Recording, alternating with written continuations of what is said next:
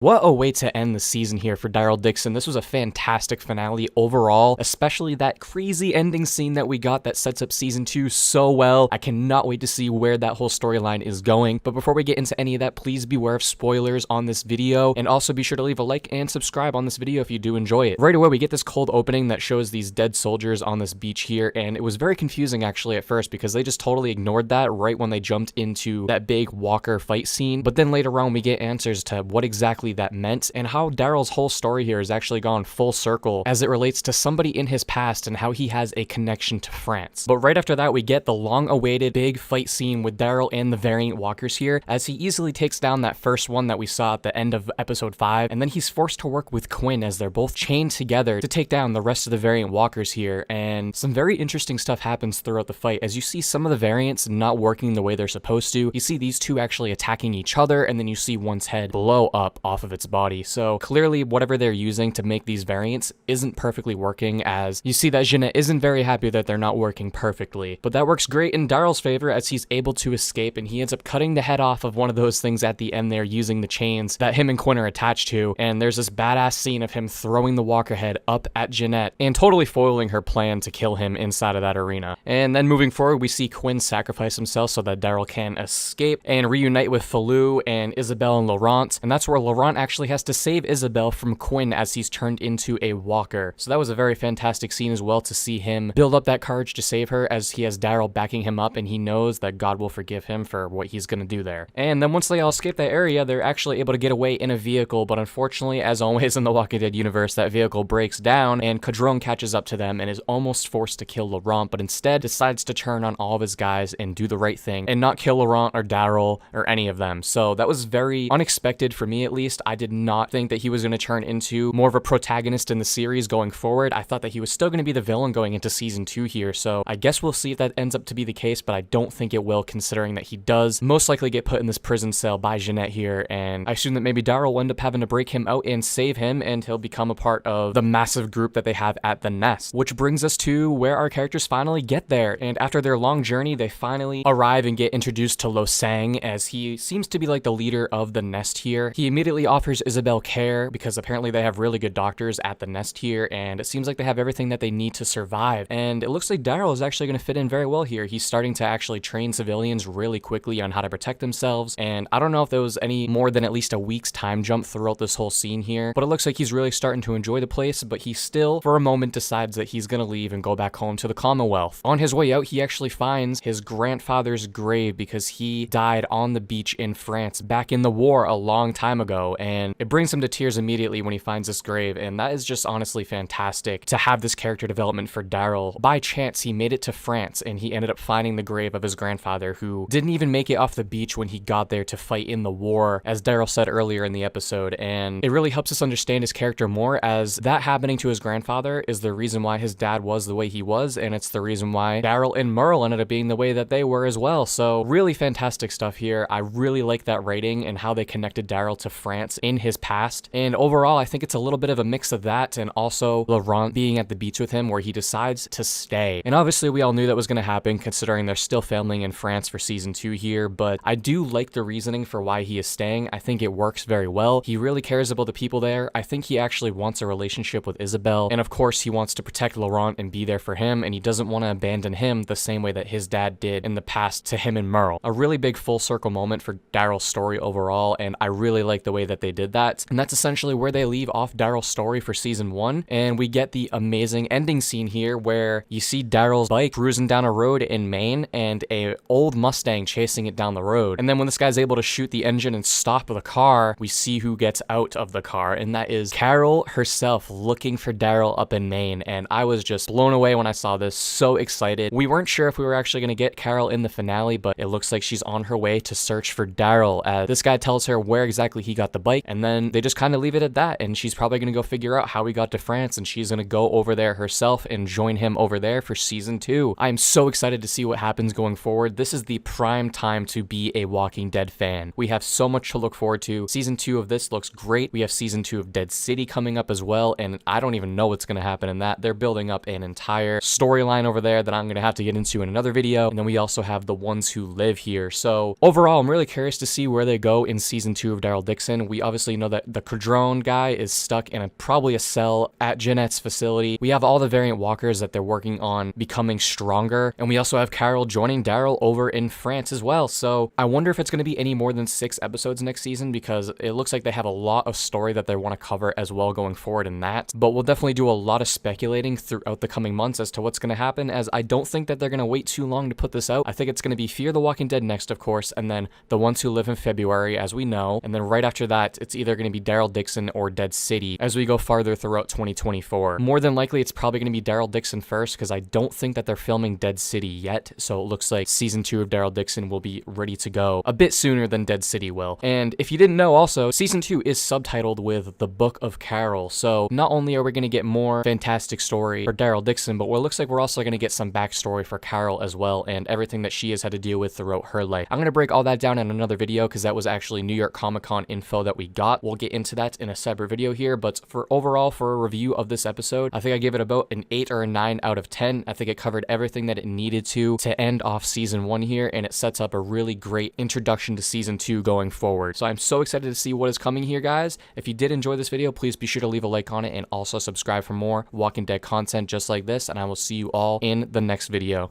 Take care.